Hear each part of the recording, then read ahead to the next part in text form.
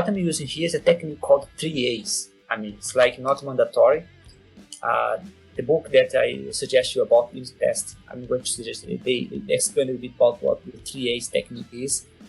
Just a way for you to remember what you have to do in a unit test so you don't forget. So you have to arrange. You're supposed to act, but in that case you don't have an act. The act is when you have a method that you should execute.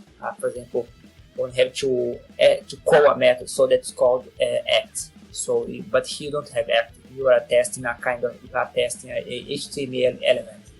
So arrange is when you prepare everything. So what I'm going to do, but essentially,